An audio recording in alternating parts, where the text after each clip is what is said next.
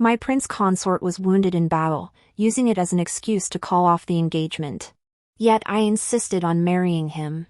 On our wedding day, however, I was tricked into boarding the wrong bridal sedan chair. When I realized the mistake, I rushed to the general's residence. By then, the prince consort had already completed the ritual before heaven and earth with my tutor, Lin Royu. Left with no choice, I could only consent to Lin Royu becoming the prince consort's secondary wife. After the wedding, he never touched me, citing his leg injury as an excuse. But 2 years later, the prince consort successfully led a rebellion. He walked toward me, his arm around the pregnant Lin Ruoyu. He declared that Lin Royu was the wife he had long desired, and that I deserved to be torn to pieces. That day, torrential rain poured down, yet it failed to extinguish the raging flames that consumed my courtyard. My legs were severed, and I perished in the inferno, leaving no trace of my remains. When I opened my eyes again, I had been reborn to the day the prince consort returned from the battlefield feigning lameness. Main text, gazing at Jinglun in his wheelchair, only one thought occupied my mind. If you fancy being crippled, then I shall grant you your wish. In the grand hall, Imperial Physician Lin was taking Jinglun's pulse. He wore a feigned expression of sorrow. Your Majesty, this old servant is powerless to save the young general's legs. A cold laugh rose in my heart. It seemed they had colluded long ago. This Lin was the father of Lin Royu, my childhood companion. In my previous life, Lin had played no small part in Jinglun's easy success in rebellion. It was he who laced the palace guard's food with deadly poison, allowing the imperial palace to fall so swiftly. Suppressing my blood-soaked vengeance, I feigned grief. How dare you? Physician Lin, to curse my consort in such a manner, I shall not let you off. Lin Tai's eyes flickered. Princess, please compose yourself. This misfortune befalling young General Lu pains this old man deeply. Normally, because of Lin Ruoyu, I'd always give this Lin physician face. But now, I threw a tantrum without restraint. Father Emperor. It must be this Lin physician's incompetence. Summon every imperial physician here. Have them all examine Jinglun. I won't let him become a cripple. Lin Ruoyu's face paled. Frantic, she tugged at my sleeve. Princess, please stop. The young general is suffering enough. You mustn't cause further trouble. I whipped around to face her. What? Is it trouble for this princess to seek treatment for his leg? Is it better to ignore your father's advice and let him remain crippled, for his own good? Lin Royu hastily defended. Father is the chief physician of the Imperial Medical Academy, the most skilled healer. Why must the princess subject the young general to the humiliation of more physicians seeing his condition? Humiliation? I raised my voice. Every warrior who fights on the battlefield, covered in blood, is a towering hero. You dare call it humiliation? Are you implying the prince consort's wound is disgraceful? Lin Royu quickly turned to Jinglun. Your servant did not mean it that way. Enough! Jinglun finally spoke up. I have seen the military physicians. It is indeed as Chief Physician Lin said, my leg is severely injured. I immediately rushed to him, tears streaming down my face. Will you be crippled forever? Will you never walk again? Since Jinglun didn't want to admit to being crippled, I'd make him hear it over and over. Then once you become a cripple, won't you need a wheelchair for everything, eating, drinking, going to the bathroom? Jinglun finally couldn't take it anymore. Princess, the world is full of extraordinary talents. My leg might just heal. Really? My tears instantly turned to laughter. That's wonderful. Jinglun belatedly added, but whether we encounter those divine healers depends on fate. I dramatically let my face fall. That's terrible luck. Your fortune must be poor, otherwise, you wouldn't have been injured. Seeing Jinglun about to lose his temper, I quickly placed my hand on his injured leg. Can you feel anything in your leg now? I squeezed with all my might. Though he was faking the injury, fearing exposure, Jinglun had ruthlessly cut his own leg. I deliberately squeezed the wounded spot. Cold sweat instantly broke out on Jinglun's forehead. He reached out to pry my hand off. Let go. Ow, I reluctantly released my grip. Good, good. You still have feeling. Jinglun's face flushed crimson, whether from pain or anger, I couldn't tell. Lin Royu couldn't help but interject. but General Lu's leg is injured. What will become of the princess? Only then did Lu Jinglun remember his primary mission. Your Majesty, my leg is gravely wounded. I feel unworthy of the princess. I humbly request you revoke this betrothal. I truly cannot bear to jeopardize her lifelong happiness. His words clearly swayed the emperor. After all, I was his most cherished daughter. No father would wish his daughter to marry a cripple. Yet, to annul the marriage solely because of a war injury would inevitably dishearten the soldiers and officials. In my previous life, upon hearing this, I immediately knelt down, vowing to marry Lu Jinglun at all costs and preventing my father from breaking off the engagement. He was the one who had requested this marriage from my father in the first place. Yet later, he somehow became involved with Lin Royu and schemed relentlessly to annul the betrothal. What did he take me for? So in this life, I knelt once more. Father, though the prince consort lost a city and returned defeated, his leg was crippled on the battlefield. If I were to break off the engagement because of this, would I not be heartless and ungrateful? Your daughter is willing to marry the prince consort. I beg you to grant this union. Lu Jinglun's face turned ashen. His defeat was already disgraceful enough, but his crippled leg had earned him pity, so no one mentioned the loss, until I brought it up. Selfish little coward. Faking an injury to lose a city and suffer defeat, yet still trying to play the hero? Not a chance. I ignored him, coldly ordering, Dr. Lin, specialization is key. Though you are the chief physician, other physicians may excel in treating leg ailments. Go personally select several specialists in leg injuries, the more, the better. Unless multiple physicians examine her, this princess will not rest easy. Having served in the palace for years, I was eager to see just how many of the physicians were under Lin's influence. Before a cup of tea could be finished, Lin led 5 physicians into the hall. My heart sank. With only a dozen or so physicians in the Imperial Medical Bureau, Lin had managed to gather this many followers. Sure enough, after each took my pulse in turn, all 5 reached the same conclusion as Lin.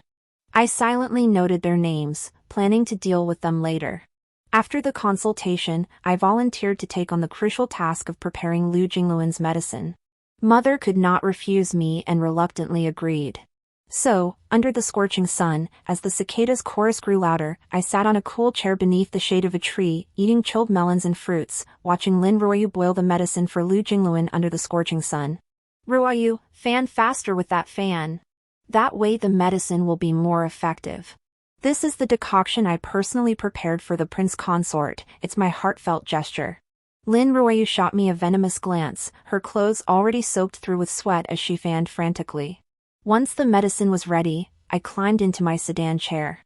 Royu, would you like to accompany this princess to deliver the medicine to the general's residence? Lin Royu was only too happy to oblige. Princess, please wait a moment while I change my clothes. This princess is ever accommodating. So while she was changing, I slipped the prepared powder into the medicinal broth. Lin Royu, dressed exquisitely, followed me cheerfully to Lu Jinglun's chambers. Then, with tender care, she personally fed him the broth, which he drank down to the last drop. Watching the two exchange subtle glances, I sneered inwardly. Lu Jinglun, oh Lu Jinglun, I can't wait to see your reaction when you discover that the medicine your beloved fed you spoon by spoon is actually poison, a poison that will ensure your legs never stand again. For over 10 consecutive days, I tirelessly delivered the medicine. Not only did Lu Jinglun's legs show no improvement, but his wounds began to fester. He grew impatient and couldn't help asking, did the princess personally brew this medicine? I was admiring the newly applied dan-ko ointment when I heard him. I looked up, this princess personally supervised the brewing. But it's the prescription from physician Lin? Could the princess have added the wrong herbs? Lu Jinglun's suspicions were aroused. I straightened my expression, Royu, you personally added the herbs. Did you make a mistake? Lin Royu hastily shook her head. Of course not. I verified every single herb before adding it. Hearing it was Lin Royu who prepared the medicine, Lu Jinglun relaxed and downed the decoction in one gulp. Seeing Lu Jinglun's legs show no signs of improvement, Mother grew deeply concerned. Linger, besides Lu Jinglun, is there any other young man who catches your eye? I knew Mother was considering calling off the engagement. In my previous life, she had broached this subject before. Back then, my heart and eyes were fixed solely on Jinglun. I told mother I would marry no one else, breaking her heart completely. Anyway, on the wedding day, I'd still be tricked into the wrong bridal sedan chair. So if I called off the engagement this time around, wouldn't I be missing out on a lot of fun? I wanted to see Lin Ruoyu's elaborate schemes backfire, only to marry the crippled Jinglun herself. I wrapped my arms around mother and pouted, "Mother, Jinglun was wounded on the battlefield. If I break off the engagement, won't I be despised by all?" Mother hesitated. "Your father and I can compensate him in other ways. We truly don't want you to suffer in that marriage. Perhaps Jinglun's leg will heal later. Linger will be fine, mother, don't worry." I smiled and changed the subject. "I hear Prince Su is returning victorious soon. Has mother prepared my ceremonial robes for the palace banquet?" Mother was led astray by my diversion. "They're ready. Let's take you to try them on now." When I donned the magnificent cloud brocade robes, mother couldn't help but exclaim, "My son is truly beautiful. It would not be an exaggeration to call you the most beautiful in the capital." My face flushed with embarrassment. Mother teases me. Gazing at my reflection in the bronze mirror, I felt filled with anticipation for meeting Jinian in this lifetime. In my previous life, Jinian had also been indirectly set up. After gaining nothing, he returned to the border in a fit of rage, and I never saw him again. Yet I heard from servants that after Jinglun's rebellion succeeded, Jinian, who was stationed far away at the frontier, rushed back solely to slay Jinglun, that traitorous rebel. Alas, the day before Jinian's assault on the city, I was tortured through the night, my legs severed, and finally perished in the flames. I never knew if Jinian ultimately succeeded. At Jinian's victory banquet, I appeared dressed in splendid brocade robes. When I saw him, he was leaning lazily, one hand propping his forehead, the other holding a wine cup, lost in thought. Perhaps sensing my gaze, Jinian casually looked over. Our eyes met, and for a moment, I was lost. Jinian was rumored among the people as a bloodthirsty demon king. It was said his ruthless decisiveness on the battlefield not only struck terror into enemy armies, but even common bandits would retreat to their mountain lairs upon hearing the name General Su. This earned him such a terrifying epithet. Jinian's father was the dynasty's sole heterogeneous prince, once a god of war himself. Yet 5 years prior, he was betrayed by a traitor within and fell in battle. At just 12 years old, Jinian took his father's place on the battlefield. He fought relentlessly for 5 years, earning his reputation as a true commander through his illustrious military achievements. At the victory banquet in my previous life, I sat beside Jinglun, carefully serving him wine and dishes, practically acting as his maid. I had no time to notice anyone else. Never in my wildest dreams did I imagine that after 5 years apart, the frail youth I once knew would now appear like a jade-like gentleman, a transformation utterly at odds with his former reputation. If memory serves, he was about to request a royal marriage grant in exchange for his military merits. After 3 rounds of wine, the emperor discussed rewards and asked Jinian what he desired. Kneeling on one knee in the center of the hall, Jinian wore a solemn expression, all traces of his earlier languor vanished. "Your Majesty, I request a royal marriage grant." The emperor was overjoyed.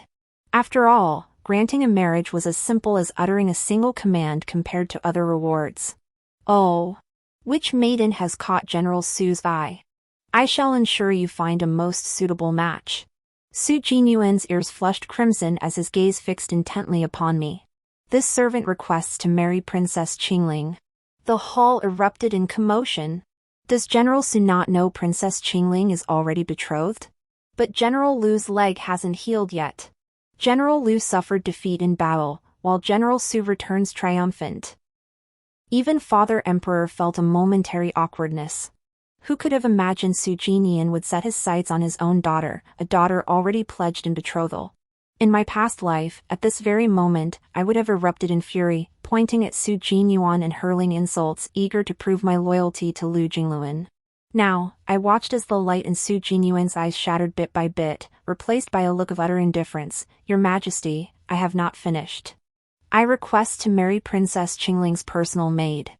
The hall fell silent, so quiet you could hear a pin drop. Suddenly, I couldn't bear to see Jinian face this alone. To save my and the emperor's face, he had stooped to asking for a maid's hand. This servant is willing to marry General Su. Lin Royu suddenly knelt gracefully beside Jinian.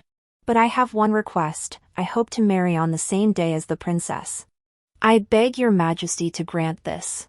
Jinglun's wheelchair screeched across the floor. He stared at Lin Ruoyu in disbelief, but upon meeting her meaningful gaze, he suppressed his emotions. Lin Ruoyu was merely my companion reader, barely even a half-maid. My two personal maids hadn't uttered a word. Wasn't she afraid of revealing her true colors? I couldn't help but marvel, how utterly blind I once was. Now, with green grass growing lush on my head, I pretend blindness, silently cursing this pair of scoundrels 800 times over. With Lin Ruoyu taking the initiative, Father Emperor could only go with the flow. General Su, are you willing? Jinian's face had turned ashen. He turned his head slightly, glancing sideways, and replied with a carefree air, whatever you say. Thank you for your grace, your majesty. Thus, the marriage between Lin Ruoyu and Jinian was settled. Lin Ruoyu's bold proposal in the Grand Hall indirectly resolved the awkward situation. The emperor specially granted her request, allowing her to marry on the same day as me.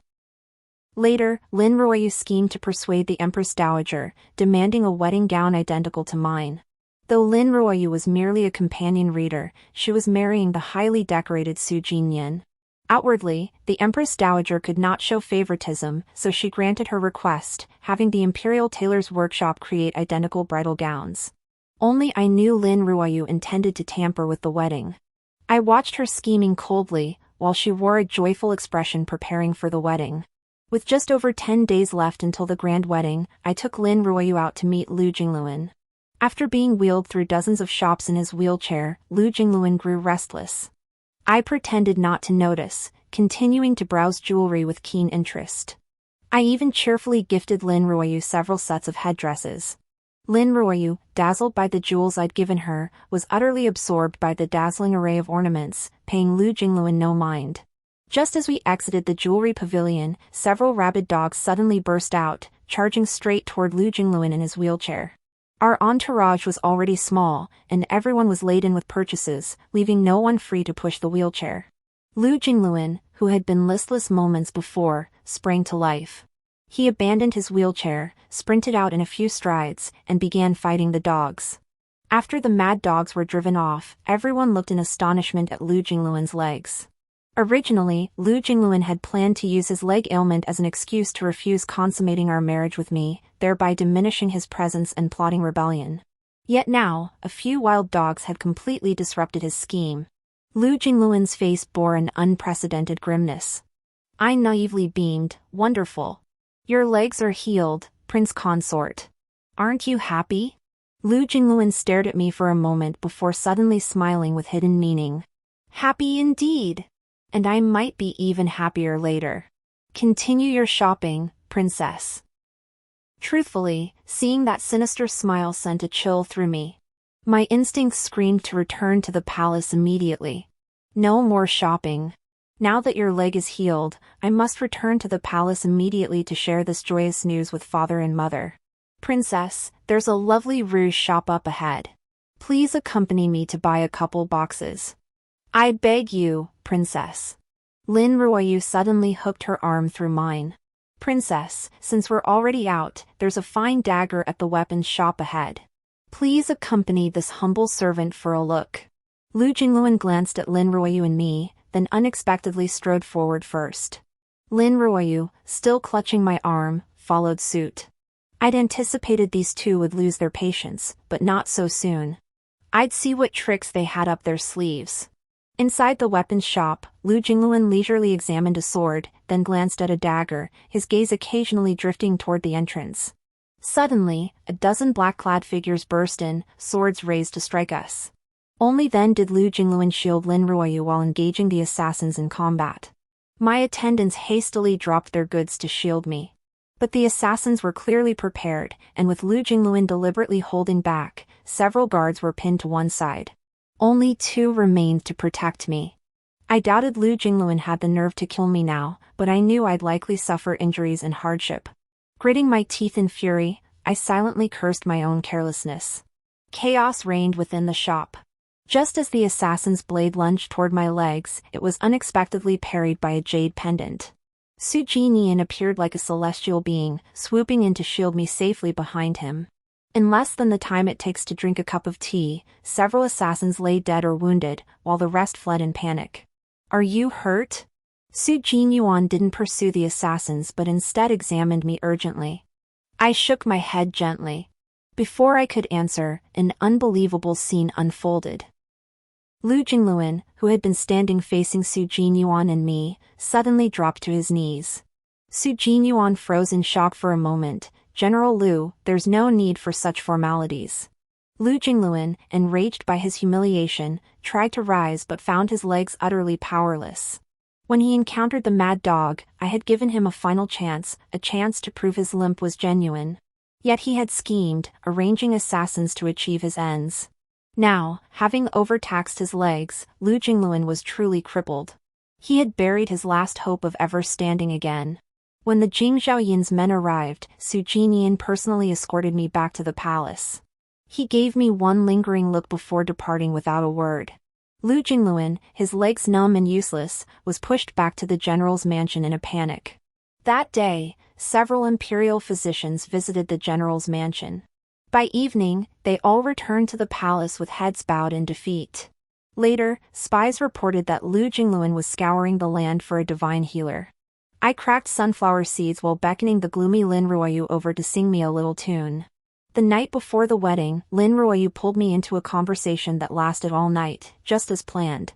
I forced myself to stay awake, cooperating fully through the entire sleepless night. At dawn, both Lin Royu and I were adorned with exquisite makeup. Lin Royu gazed at the exquisitely crafted phoenix crown upon my head, her eyes turning envious. Though our wedding gowns were identical, the jewelry adorning us was worlds apart. The daughter of a lowly imperial physician dared to compare herself to me? Utterly presumptuous.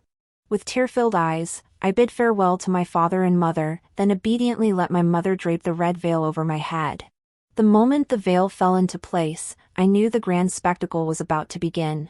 A grand procession followed Lin Royu and me out the palace gates.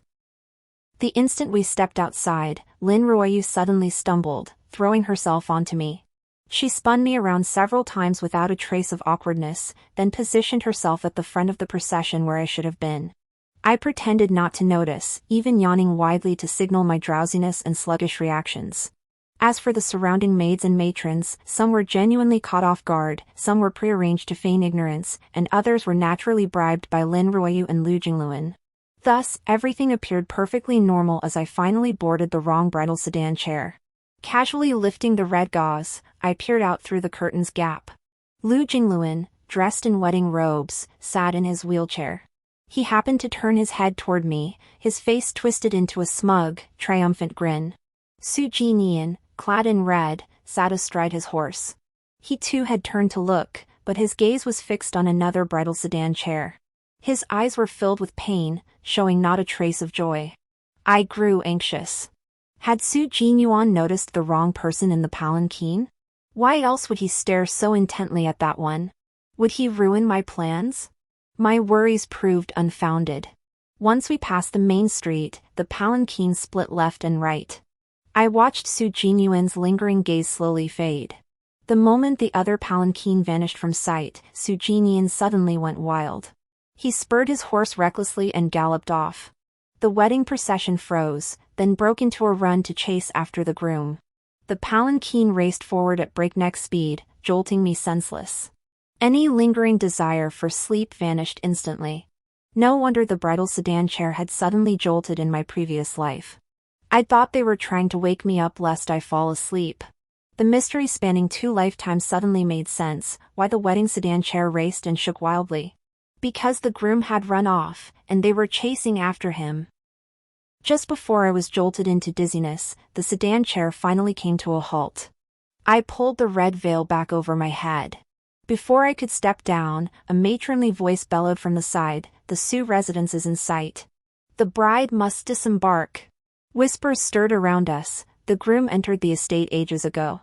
How come the bride's only just arrived? What if no one shoots an arrow now? Unflappable, I lifted the sedan curtain myself and stepped out. The matron panicked and called out again, "We've reached General Su's residence." Why hasn't General Su Jinian come out to greet his bride? Seeing my lack of urgency, she shouted, "Mistake. Mistake! Wrong bridal sedan chair."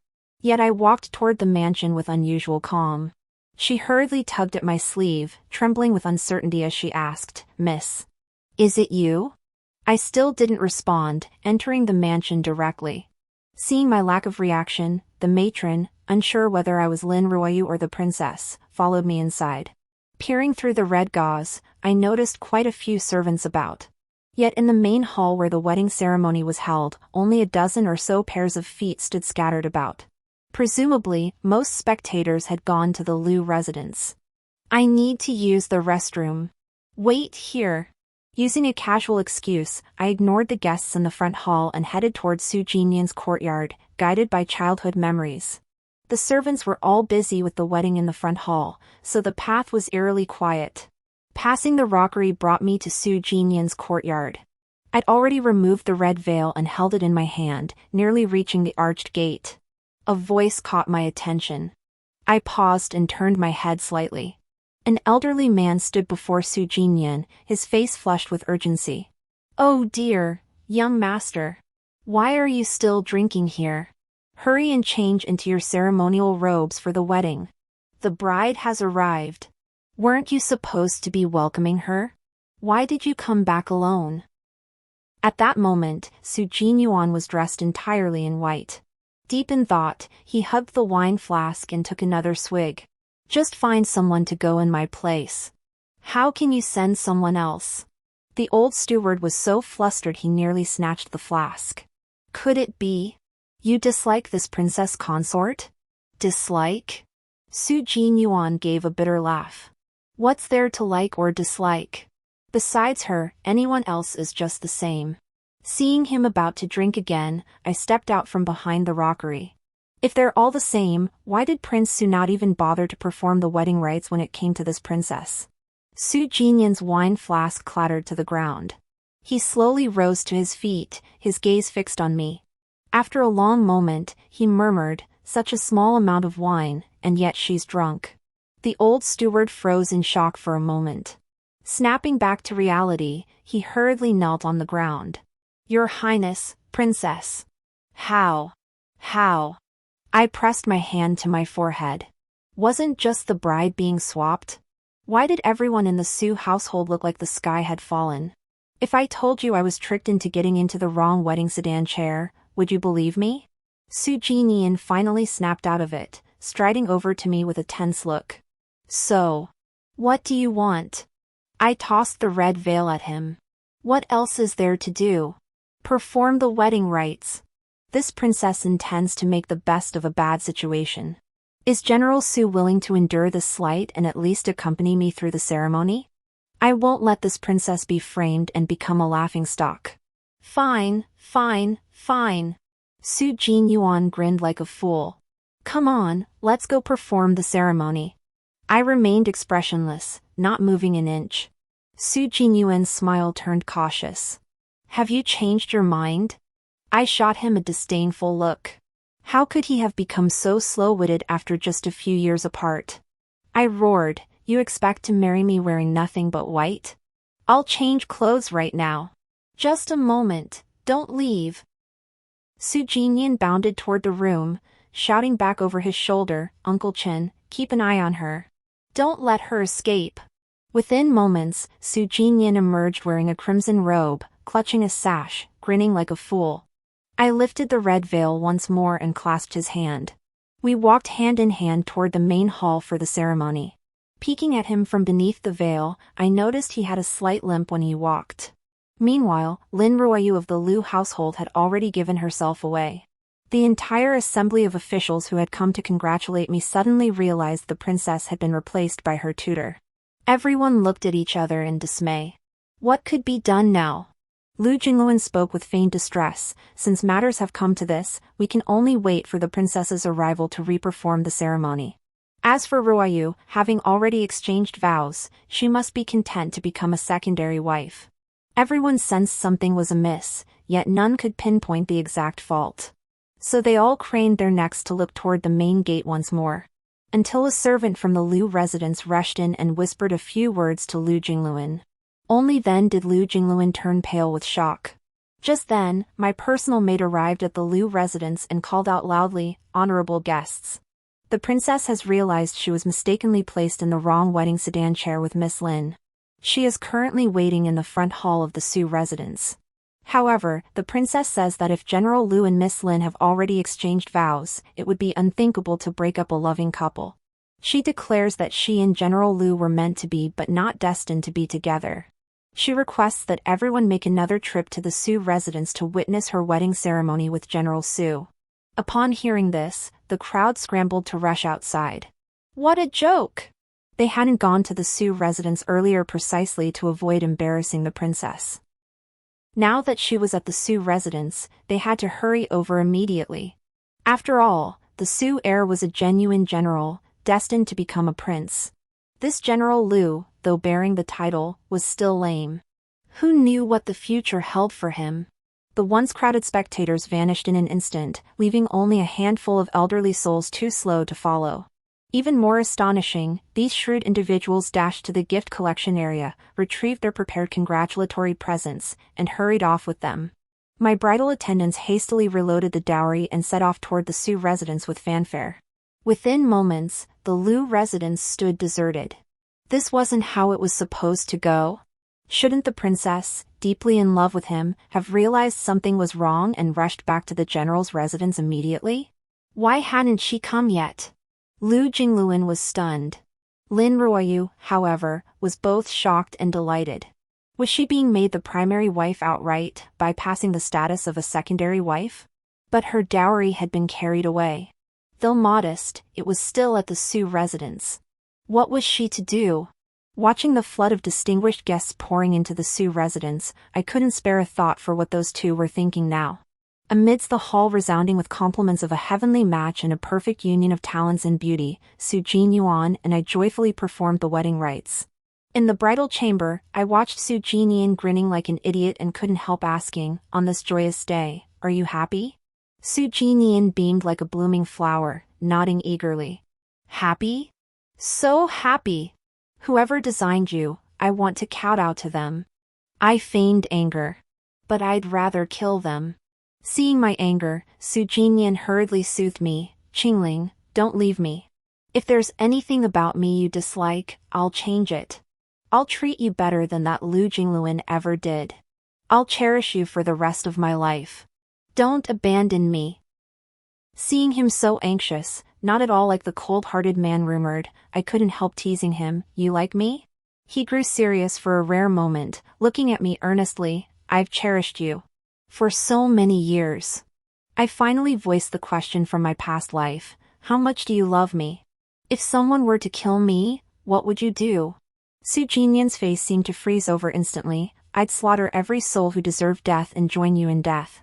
I felt both moved and stunned, believing his words completely. I couldn't help wondering if heaven, unwilling to add to the bloodshed, had granted me the second chance at life. Seeing I was silent, Su Jinian asked cautiously, "Did I frighten you?" I shook my head and summoned a maid to help me wash up. After changing into my nightgown, I found Su Jinian nervously watching a pair of dragon and phoenix candles. "Why aren't you sleeping? What are you staring at those candles for?" Su Jinian looked utterly devout. "I'll watch them burn until dawn. We'll be together forever, never parted." How could Su Jinian still believe in such things? I patted the bed beside me. "Do you think sleeping together quickly will make us last longer, or watching these candles burn?" Su Jinian stared at me in disbelief, stammering cautiously, "Sleep here? Is that okay?" I stifled a laugh, batting my eyelashes slightly. "Is it okay? You're asking me?" Somehow, those words struck a nerve with Su Jinian. In the flickering red candlelight, I actually ended up dozing off and truly kept watch over those red candles all night long. Early the next morning, Su Jinian, beaming like spring sunshine, helped me back to the palace to express our gratitude. We happened to meet Lu Jinglun and Lin Royu, who were also there to give thanks. The emperor and empress had already heard about yesterday's mistaken wedding procession. Yet, regarding this outcome, they both chose to ignore it, uttering a few words about it being the will of heaven, effectively putting the matter to rest. As for Jinglun and Lin Royu, both wore grim expressions, showing not a shred of the joy expected of newlyweds. I found this puzzling. Though Jinglun had lost the use of his leg, they had finally become husband and wife, achieving their wish. Why were they still so unhappy? I noticed the dark circles under their eyes and couldn't help wondering if last night had been so intense they'd stayed awake all night. When it came time for the tea ceremony, Lin Royu still wore a pitifully wretched expression. Her mind clearly elsewhere, she failed to catch the tea bowl properly, spilling the liquid directly onto her sleeve. The maid who brought the tea, fearing she might burn herself, hurriedly helped Lin Royu roll up her sleeve. The bright red guaisha mark was suddenly and unexpectedly exposed. They hadn't consummated the marriage? I was stunned, unable to help but glance at Jinglun's lame leg. Could it be that after losing sensation in his leg, he was also unable? Later events proved my suspicion correct. Despite Jinglun's strenuous attempts to conceal it, rumors began circulating within the Imperial Medical Bureau that the general was not quite up to the task. Scouts reported days later that after discovering his inadequacy, Jinglun grew increasingly volatile, even striking Lin Royu. This marriage, orchestrated through such painstaking schemes, seemed rather lackluster after all. Half a month later, under my deliberate guidance, the magistrate of the capital actually traced the investigation to the Liu residence. The assassin at the weapons shop before the wedding was a private guard secretly employed by the Liu household. Jinglun cried foul, insisting those guards had been expelled long ago for misconduct and must have returned out of spite for revenge. Since those private soldiers were indeed stationed outside the estate, his protestation did lack conclusive evidence for conviction. But once this came to light, public opinion shifted. Everyone now accused Jinglun of bringing this upon himself, hiring assassins to kill him only to end up crippling his own leg. After all, everyone had witnessed it that day in broad daylight. Jinglun had nimbly fought off several mad dogs. Later, he'd even insisted on strolling through the streets with a surprisingly steady gait. Jinglun, the general who limped back from the battlefield, was suddenly transformed into a fool who crippled himself.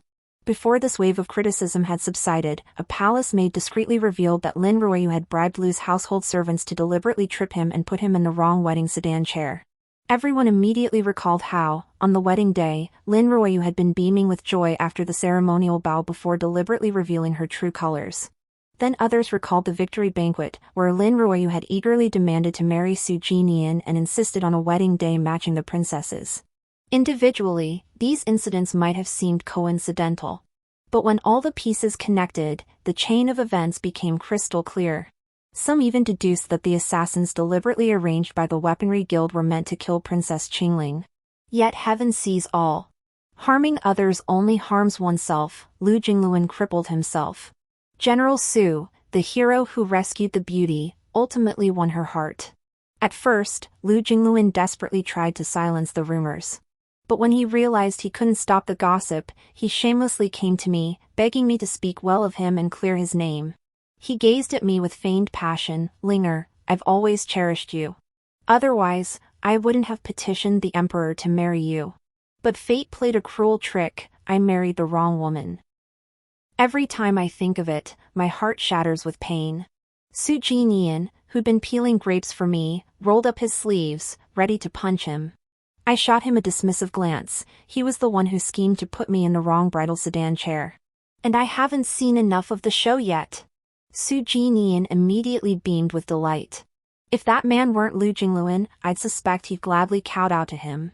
Hearing this, Jinglun grew frantic. Linger, I wasn't acting. That vile woman Lin Ruoyu set you up. My feelings for you have always been genuine. I swallowed a grape so sweet it stung my throat and spoke softly. Jinglun, that cut you made on your own leg, did it hurt? Jinglun's eyes darted around. Linger, I don't understand what you mean. Don't understand? I smiled warmly. You said it was just one cut, how could it have left you lame? Your leg was personally examined by Imperial physician Lin, and the medicine was brewed by Lin Royu herself.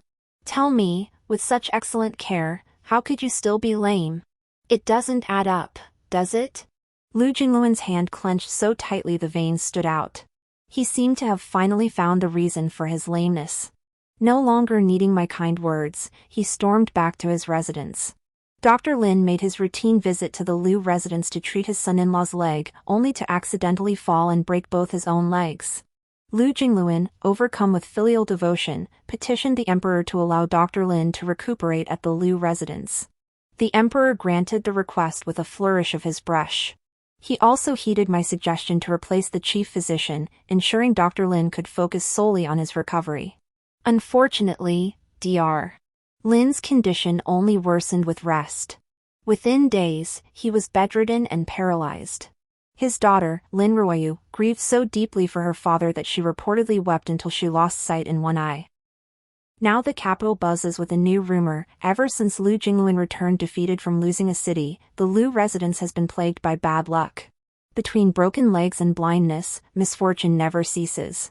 Unexpectedly, just then, soldiers returning from the frontier reported to the emperor that enemy troops hiding in ambush had witnessed Lu Jinglun deliberately slashing his own leg before intentionally retreating and surrendering the city. Now the story of the foolish general Lu Jinglun was spreading like wildfire across enemy lands, becoming a laughingstock overnight. Even satirical ballads mocking him were sung along the border.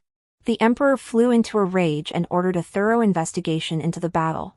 Several of Lu Jinglun's former confidants, unable to bear the guilt, finally confessed the truth. Lu Jinglun had indeed slashed his own leg, feigned injury, retreated his troops, and surrendered the city. At this point, the faction loyal to imperial physician Lin scrambled to distance themselves, claiming they had been deceived by Lin and confirming Lu Jinglun's feigned injury. Petitions calling for Lu Jinglun's impeachment piled up on the emperor's desk in no time. The emperor ordered the confiscation of the Lu family's assets and Lu Jinglun's execution. Unexpectedly, a massive cache of privately stockpiled weapons and vast quantities of gold, silver, and jewels were also uncovered. It turned out Lu Jinglun had been lining his own pockets all these years, embezzling military funds. The people were enraged, demanding his immediate execution. On the day the Lu residence was seized, I arrived at the courtyard where I once lived and had Lu Jinglun and Lin Royu brought before me. Upon seeing me, Lu Jinglun immediately threw himself at my feet. Linger, I was deceived by that vile woman Lin Royu into doing foolish things. Please save me. Let's start anew. Lin Royu shoved Lu Jinglun away and knelt before me. Princess, that scoundrel Lu Jinglun framed me. He forced me to marry him, deliberately broke my father's leg, and injured my eye. Princess, you must avenge me. I looked into Lin Ruoyu's eyes. One was completely gray and lifeless. Lu Jinglun truly had a heart of stone. You slut! You deliberately seduced me. I'll beat you to death, you whore. Lu Jinglun grabbed Lin Ruoyu's ankle with one hand and struck her back with the other. Lin Ruoyu didn't back down. She turned around and deliberately aimed her blows at Lu Jinglun's face. In moments, several bloody streaks appeared across his face. You crippled good-for-nothing. How dare you rebel against me? You, before Lin Royu could finish, Lu Jinglun suddenly tightened his grip and yanked her violently. Her head slammed into the table, knocking her unconscious. No wonder Lu Jinglun had gone so ruthlessly berserk. After all, this was merely a matter of confiscating property and execution. If Lin Royu exposed the rebellion plot, it would mean extermination of 9 generations of her family. Watching these two dogs fighting each other was truly refreshing. I calmly ordered, someone, splash water on her to wake her. A bucket of water was poured over Lin Royu's head, rousing her groggily. I expected her to fight back, but instead, she went mad. Ha ha ha ha. Lu Jinglun, you worthless piece of trash. This life is even worse than your last. Lin Royu pointed at Lu Jinglun, cackling wildly. You can't become emperor in either life, yet you dragged me into suffering with you. My eyes narrowed slightly as I fixed my gaze on Lin Royu. Had she reincarnated too? I smiled. This was far more interesting. In my previous life, I had been murdered in this very room. Revenge has its targets, debts their creditors. This time around, I ordered with a cold smile, since Lady Lu has gone mad, there's no need to send her to prison. Lock both of them up here. Before leaving, I kindly informed Lu Jinglun, the medicinal soup you drank back then was indeed brewed by Lin Royu herself. But this princess took advantage of her changing clothes to sneakily add a little something extra. My purpose achieved, I smiled and turned to leave the room. Outside, I listened to Jinglun's wails and curses, to Lin Royu's insults hurled at him, feeling a satisfaction I'd never known before. Since they'd schemed so hard to be together, I was more than happy to grant their wish, locking them away together forever. After an unknown amount of time, the sounds of fighting and shouting inside gradually subsided. Just as I thought it was all over, I suddenly heard Jinglun cry out, "How could this happen? I was so close to becoming emperor. It's all Jinian's fault. If it weren't for him, how could I possibly die?" A fresh wave of sobbing erupted from the room, punctuated by Lin Royu's wails. By the time Jinian finished handling matters in the front courtyard and rushed over, I was still lost in thought, staring at the once familiar courtyard. "Jinglun, what's wrong?" Jinian looked at me with tender affection, cradling me in his arms as if I were a precious treasure. Now I knew, in my previous life, Jinian had successfully avenged me. Yet I couldn't help but ache for the Jinian of that time. Once stripped of everything, he journeyed alone to the frontier, only to rush back without hesitation when danger loomed. Thankfully, there was still a chance. A chance for me to repay that profound devotion. That night, flames once again engulfed the courtyard of the Lu residence. The dry weather offered no relief, not a single drop of rain fell. Jinglun and Lin Ruoyu perished in the inferno, their remains utterly consumed. But my journey with Jinian had only just begun. For the rest of our lives, we would be together, forever happy. The story ends here. Thank you all for your companionship. See you in the next chapter.